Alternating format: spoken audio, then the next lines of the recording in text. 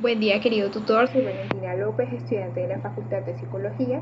El día de hoy estaré hablando acerca de la doctrina elegida, el secreto profesional en psicología, desde la página 14 hasta la 28, y la ligaré con el caso analizado de la fase pasada, Camila, la psicóloga educativa.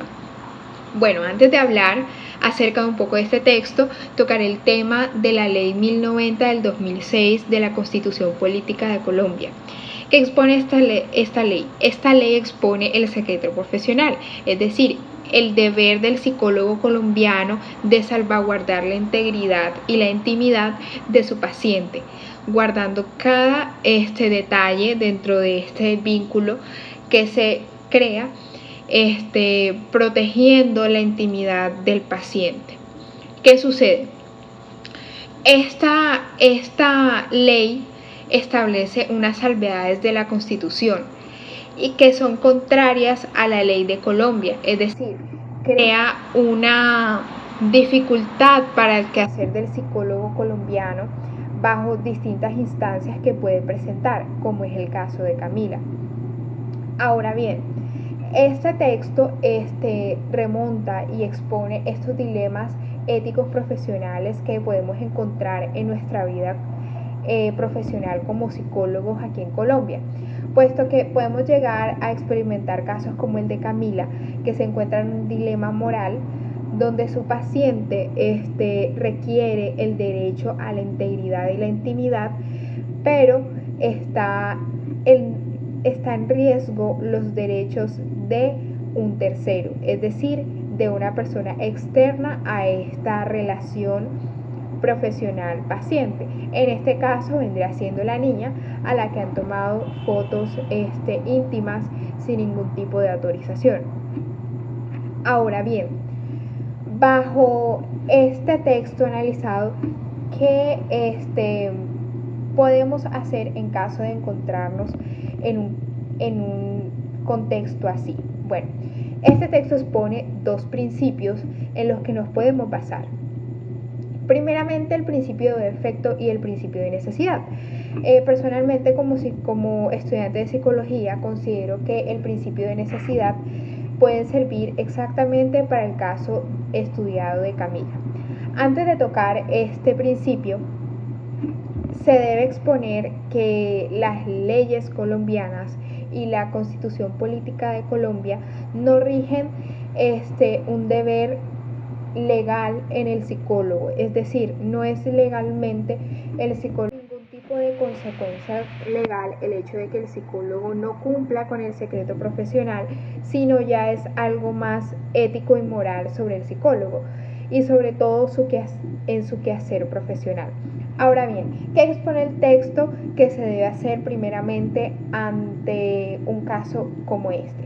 El texto expone que el psicólogo debe dejar de basarse en la parte de la ley y más bien mirar el problema como algo estrictamente ético y moral, es decir, dejar de regirse en ese momento por lo que expone la Constitución Política de Colombia y hacer la salvedad desde un punto de vista ético y moral. Y ahí sí entramos al principio de necesidad, que expone la Corte Constitucional sobre el principio de necesidad. El principio de necesidad se basa en el derecho absoluto. La Corte Constitucional comenta que el derecho absoluto no existe para ningún ciudadano, porque si tú estás rigiéndote bajo un derecho absoluto, es decir, el Estado te da a ti el derecho absoluto, ante todo estás violándole la ley a otro ciudadano. Entonces, ¿qué expone el principio de necesidad? El principio de necesidad es lo que le dice al psicólogo: si está bajo una problemática o un caso en donde existe ese secreto profesional entre paciente y psicólogo, pero está la posibilidad de que tu paciente esté violándole el derecho a un tercero o un tercero esté en riesgo, ya sea emocional, físico o anímico, estamos en el derecho de medir en balanza en los derechos de cada uno, y el que más pese por ahí se irá al psicólogo. ¿Cómo así? La Corte Constitucional lo que dice es, no podemos asegurarle a ningún ciudadano el derecho absoluto porque estás violándole el derecho a otra persona. Y por ejemplo, en el caso de la psicóloga Camila, ella expone que su paciente sí merece el derecho a la intimidad y a la integridad, al derecho y al secreto profesional, pero otra persona, en este caso el tercero, la niña menor de edad, se encuentra en este momento en violación intencionada de sus derechos a la intimidad física, emocional y sexual.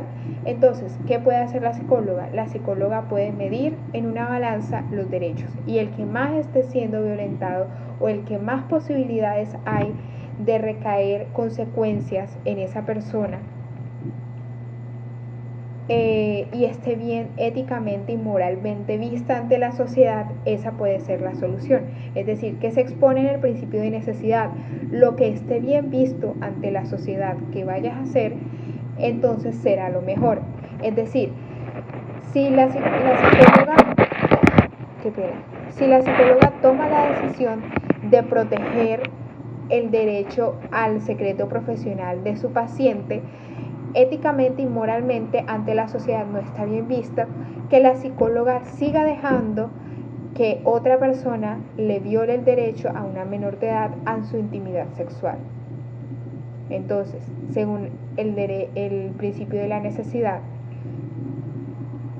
hay que asegurar el derecho a cada persona. Sin embargo, si existe la violación de un derecho mayor, entonces se puede medir éticamente y moralmente el que hacer.